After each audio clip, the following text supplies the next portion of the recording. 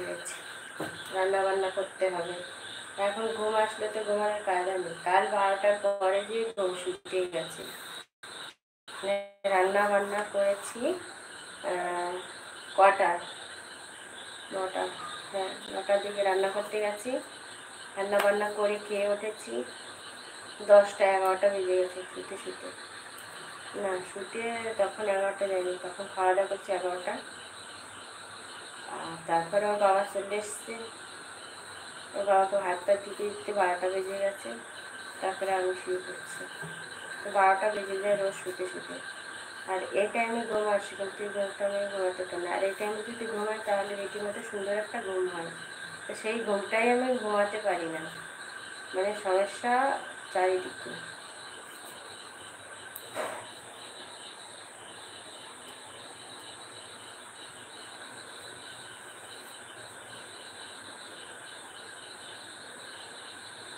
তো বন্ধুরা অনেকটা টাইম হয়ে গেছে, 16 মিনিট এসেছি লাইফে, আর কিছু সময় থেকে চলে যাব।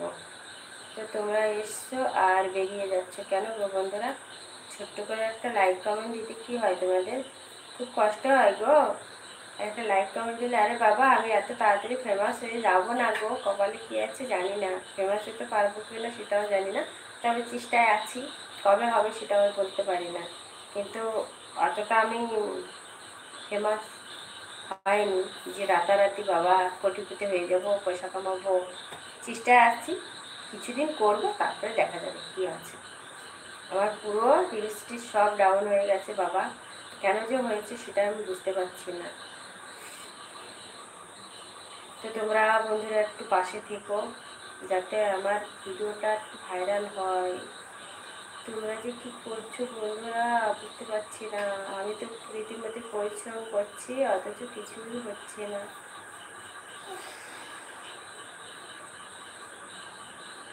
ভাল লাগে না, এত পরিশ্রম করার পরেও যদি বন্ধুরা এসে এসে শুধু বেরিয়ে যায় বলো।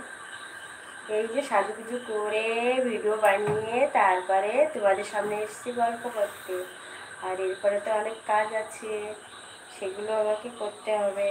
তো তোমাদের তো টাইম আছে মোবাইল দেখার, আমাকে টাইম নেই।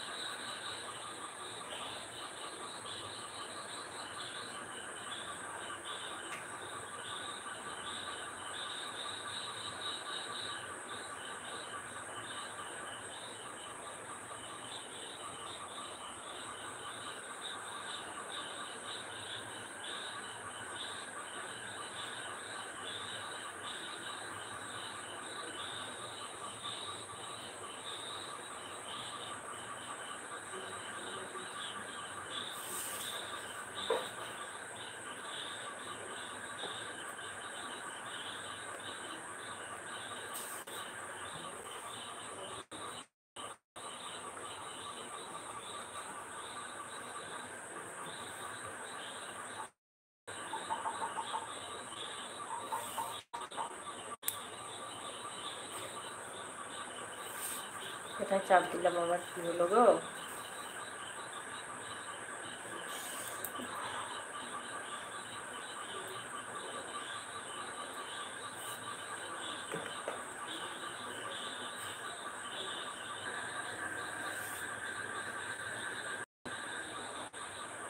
কি যে হচ্ছে আমার সঙ্গে বুঝতে পারছি না। কি বৌদি তোমাকে কি হেতি কি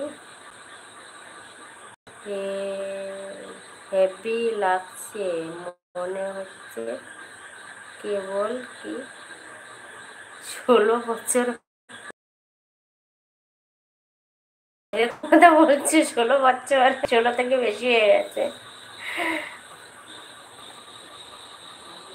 তো কি এসেছে জানি না, থাক এটা ইয়ে করবো না।